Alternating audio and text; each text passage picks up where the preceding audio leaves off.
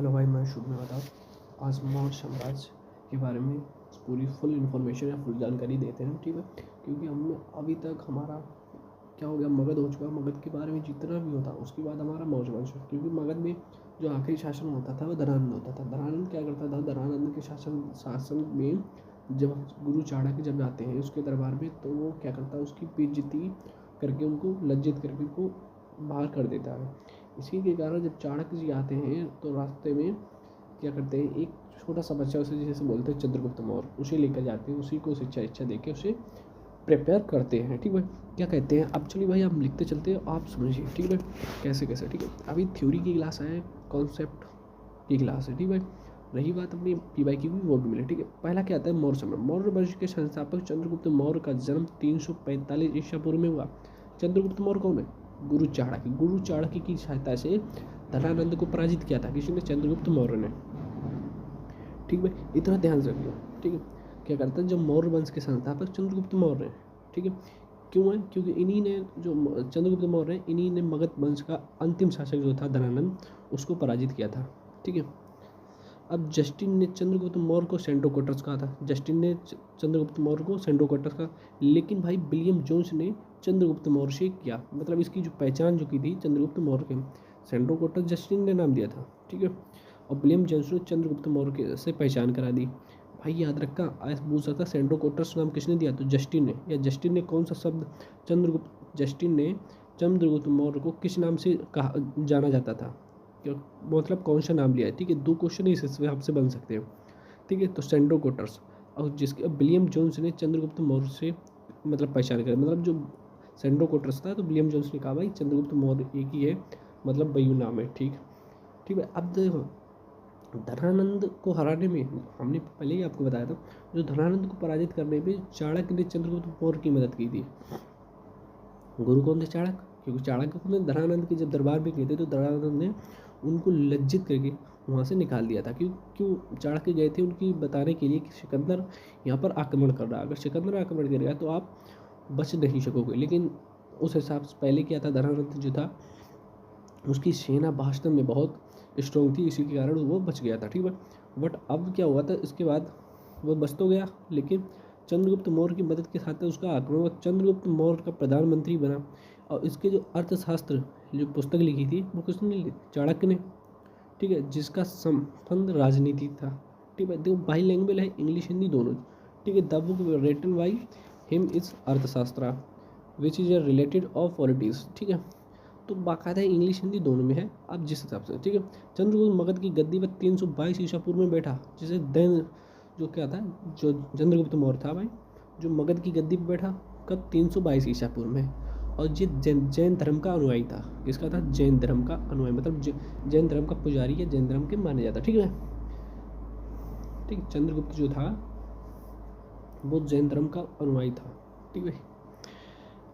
बिल्कुल full basic से आपको मिलेगी। और मैं बता रहा हूँ भाई, एनडीए इससे बाहर नहीं पूछेगा। एनडीए सीडीएस की जो हिस्ट्री, जितना मैं हिस्ट्री दे दूँ ना, हिस्ट्री ज्योग्राफी पॉलिटी, मैं ये हिस्ट्री ज्योग्राफी, ठीक है, ये दोनों सब्जेक्ट मैं लूँगा।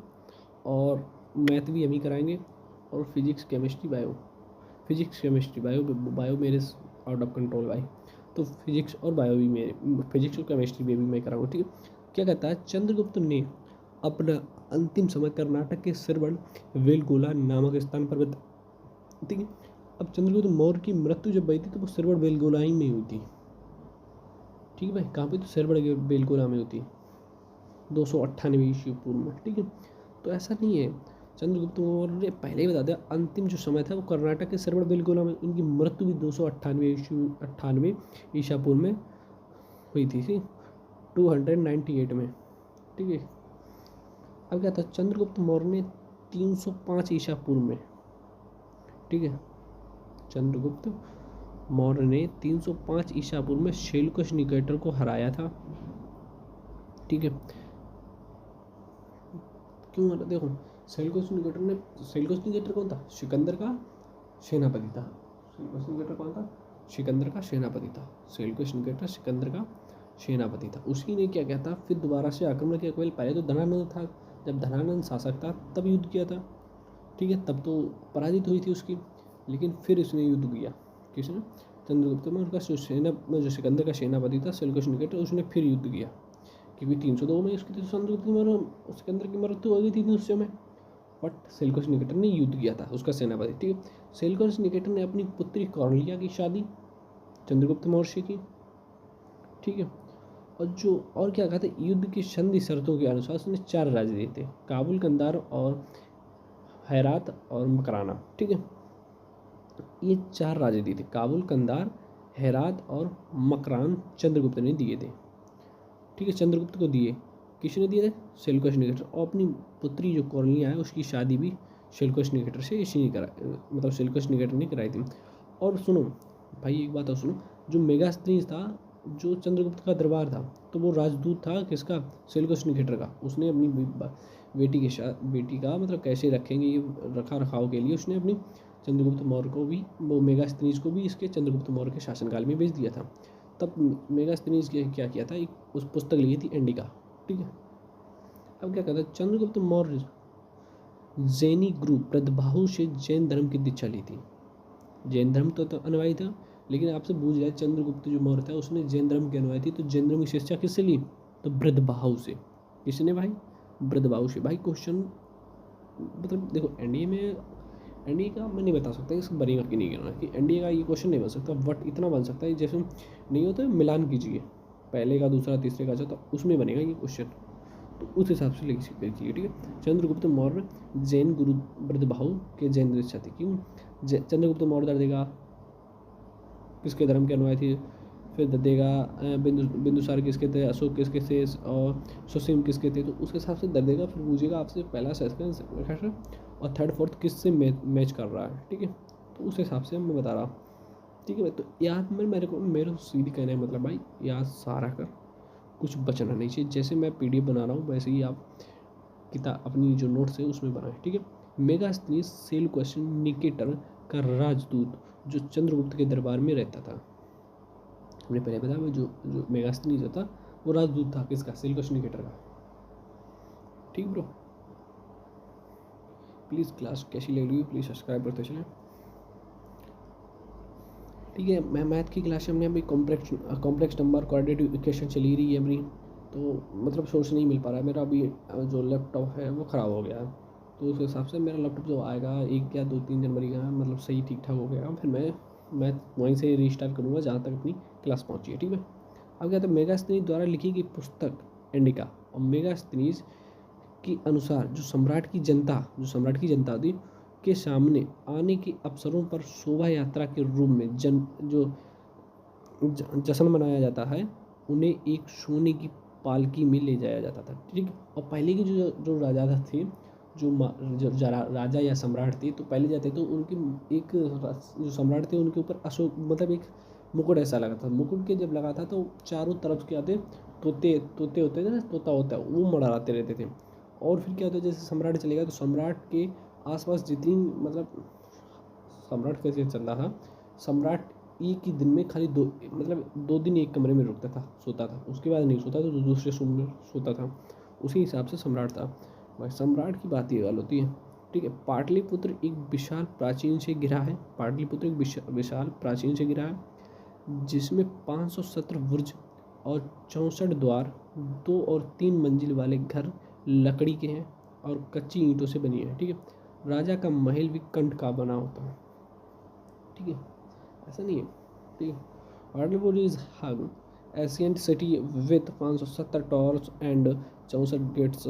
ठीक है, the 2 and 3 stories house are made of wood and mould bricks. ठीक है, तो कोई दिक्कत वाली बात नहीं है, आप लिखते चलें। ठीक है, चंद्रगुप्त मौर्य और सेल्यूकस के बीच जो युद्ध का वर्णन जो है एम्पियंस ने किया था, और प्लूटार्क के अनुसार चंद्रगुप्त ने सेल्यूकस को 500 हाथी दिए थे, उपहार में दिए थे। तो भाई ये क्वेश्चन, ये जो लास्ट वाला जो है इसको बेसिक से और बहुत बढ़िया से भाई लिख लेना, उस पर स्टार बना लेना, इससे जरूर क्वेश्चन बन सकता है। थ्योरी पे क्वेश्चन बनेगा इस पर 100%। ठीक है, तो जो मतलब इम्पोर्टेंट है मैं बता दूँगा कि भाई ये इम्पोर्टेंट है। ठीक है ब्रो, अब पूछो चंद्रगुप्त क्या कहता था, चंद्रगुप्त की जो मृत्यु थी वो 298 ईस्वी में 218 ईस्वी में 218 ईस्वी में थी, ठीक है। 218 ईस्वी पूर्व में श्रवणबेलगोला में। हाँ भाई 218 कैसे हो सकता है, सॉरी ब्रो, 218 ईस्वी पूर्व में भाई बता रहा भाई, 218 नहीं है, 298 ईस्वी पूर्व है। सॉरी क्या भाई, मेरा समझ में क्यों ना आ रहा भाई, कब से बोल रहा 298 शुरू से। सॉरी भाई 298 ईस्वी पूर्व लिख लेना, ठीक है भाई, टाइपिंग मिस्टेक हो गई। 298 ईस्वी 298, ठीक है, AD भाई, फेस्टिंग एट श्रवणबेलगोला इज एस्पियर, ठीक है भाई, 298 लिख लेना, सॉरी भाई टाइपिंग मिस्टेक हो गया, ठीक है। अब क्या होता है, बिंदुसार कहता, बिंदुसार क्या करता था, चंद्रगुप्त का अगला उत्तराधिकारी जो बना था वो बिंदुसार आया।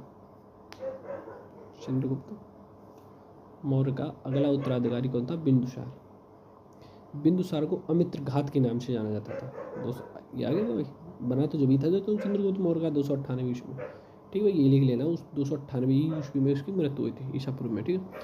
तो अमित्रघात का मतलब क्या है, मतलब अर्थ जाता शत्रु विनाशक, शत्रु का विनाश करना, ठीक है, उसे कहते हैं अमित्रघात का मतलब, ठीक है। Chandragupta Maurya was succeeded bye, ठीक है, विदुषा who seconded the throne, ठीक है, इतना हो गया 298 ईस्वी में। कोई है नहीं भाई, तो Chandragupta Maurya was succeeded by Bindusara who seconded the throne of Magadha, ठीक है भाई, कोई दिक्कत वाली बात नहीं है।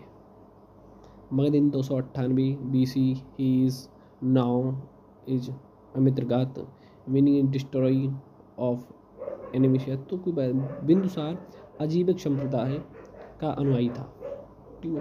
तो बाई लैंग्वेज लिखते चल रहे भाई, लैंग्वेज पढ़ना भी मैं बता रहा हूँ भाई, मैं इंग्लिश कमजोर भाई, पहले ही बता रहा भाई, ठीक है। तो दोनों में लिखते चला, ठीक, इंग्लिश पे मैंने जो स्कोर किया था तो मेरे हिसाब से मैंने बन इडियम प्रेस पे और एंटोनिम्स, क्योंकि उस टाइम जो था एंटोनिम्स 10 क्वेश्चन आते थे, सिनोनिम्स 10 क्वेश्चन आते और इडियम्स 10 आते थे, 30 क्वेश्चन तो इसी का वेटेज था भाई। और 20 क्वेश्चन एरर से आ जाते, फिलिंग द ब्लैंक्स आ जाता, और फिर पाँच क्वेश्चन उसके पैरिस से आते थे, पैसेज से, ठीक है। तो इंग्लिश का वेटेज अब थोड़ा चेंज हो गया, अब सिलेबस बहुत चेंज हो गया भाई, ठीक है। वायु पुराण में बिंदुसार को वृद्धसार कहा जाता था, ठीक है, और जैन धर्म में बिंदुसार को सिंहसेन कहा जाता था,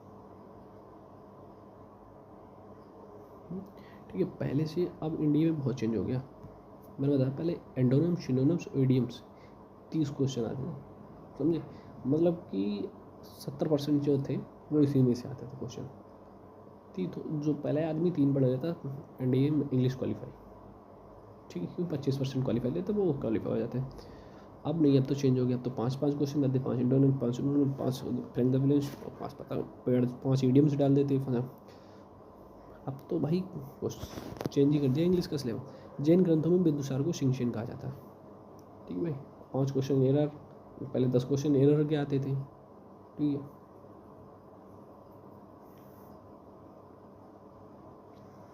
जैन ग्रंथों में बिंदुसार को सिंहसेन कहा जाता है, इतना समझ पाए भाई, बेसिक चीज़ है भाई, समझना कोई दिक्कत वाली बात नहीं, ठीक है। आज बिंदुसार पढ़ा देंगे, उसकी बात कल लाएंगे।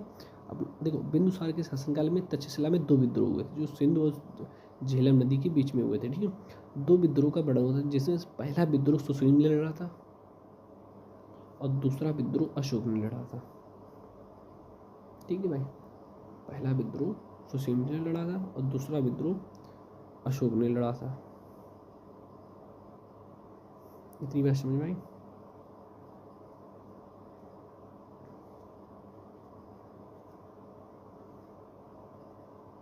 ठीक है।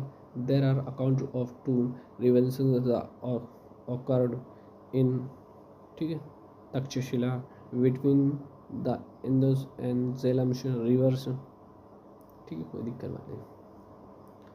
आज की क्लास मतलब जो आज की भाई इतना कराते ना, इतनी थ्योरी है, लोग जो मास्टर होते हैं इतनी थ्योरी लिखाने के लिए पूरे 1-1.5 घंटा लेता है। मैं 16 मिनट लेता हूँ। एक बार थ्योरी को पढ़ो, फिर दोबारा अपने बाकायदा नोट्स में लिख के चलो, ठीक है। बौद्ध विद्वान जो तारानाथ रहे, जो बौद्ध के जो विद्वान थे तारानाथ, वो बता रहे थे कि बिंदुसार ने 16 राज्यों को विजेता बताया था। कितने? 16 राज्यों को विजेता बताया था, ठीक है। बौद्ध स्कॉलर जो थे तारानाथ, ठीक है। Taranath describe Bindusara as the, ठीक है, कॉन्करर ऑफ 16 किंगडम, ठीक है। जो बिंदुसार बता, तारानाथ का कहना था कि बिंदुसार जो है 16 राज्यों को विजेता था, ठीक है। बिंदुसार की सभा में 500 सदनों वाली एक मंत्री परिषद थी, ठीक है। अब इसमें एक प्रधान था, ठीक है, कर्नाटक, ठीक है। कर्नाटक जो था वो जिसका प्रधानमंत्री था, ठीक है भाई। आज की क्लास यहीं तक रखते हैं। प्लीज़ क्लास कैसी लगी है सब्सक्राइब और फॉलो करें, लाइक करते चलें, ठीक है, और शेयर भी करें, ठीक है। ओके ब्रो, कल फिर मिलते हैं सुबह शाम 6 बजे।